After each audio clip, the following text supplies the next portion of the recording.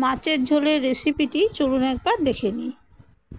চারাপোনা মাছগুলো ভালো করে কেটে পরিষ্কার করে নুন, হলুদ, লঙ্কার গুঁড়ো আর একটু সর্ষের তেল ভালো করে মাখিয়ে রেখেছি। আর গাগুলো একটু একটু করে চিড়ে দিয়েছি। এবার এগুলো আমি সর্ষের তেলে ভেজে নেব। সর্ষের তেল আমি গরম করে নিয়েছি আর একটু আঁচ কমিয়ে দিলাম। এবার আমি মাছগুলো ভেজে নেব। মাছগুলো আমি দিয়ে দিয়েছি, দুবারে ভেজে নেব। মাছ ভেজে তুলে নিয়েছি, দিচ্ছি 5 ফোড়ন। ফোড়নটা ভাজা হয়ে গেছে, এখন আমি আলু দিয়ে আজকে ঝোল করব। এই আলুগুলো এখন দিয়ে দিলাম। আলুগুলো আমি এইভাবে লালচে করে ভেজে নিয়েছি।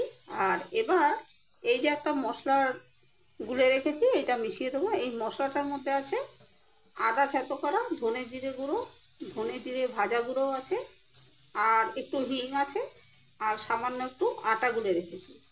এই মশলাটা ঢেলে আমি এবার কষিয়ে নেব।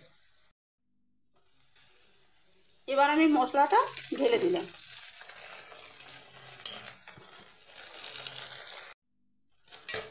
এবার আমি মশলাটা ধুয়ে এই যে বাটি ধোয়া জলটাও দিয়ে দিলাম। মশলার বাটি ধোয়া জলটাও আমি দিয়ে দিলাম।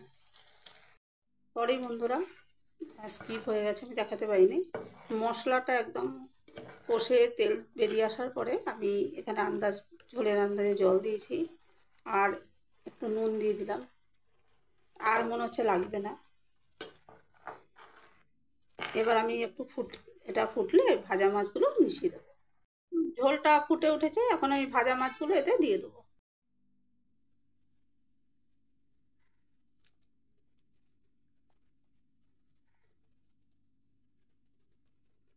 সব ভাজা মাছগুলো এবার দিয়ে দিচ্ছি। দেখুন ভাজা মাছগুলো সব মিশিয়ে দিয়েছি, কিন্তু এবার আমি এটা কড়াইতে ঢেলে ঝোলটা ফুটিয়ে নেব।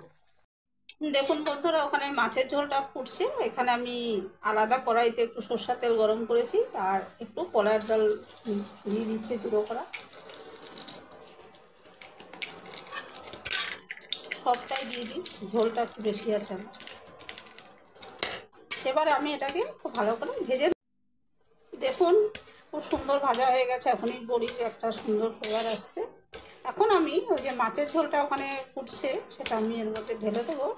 ঢেলে একটু ফুটিয়ে নেবো, মানে যেরকম আমরা বড়ি দিয়ে একটুখানি ফুটাই না, সেরকম আমরা ফুটিয়ে নেবো। আমাদের পারিবারিক রেসিপি, শাশুড়ি মার থেকে আমি শিখেছি। আচ্ছা, আমার এটা ভাজা হয়ে গেছে, এখন আমি ঝোলটা এর মধ্যে ঢেলে দেবো। দেখুন ঝোলটা আমার হয়ে গেছে। এখন আমি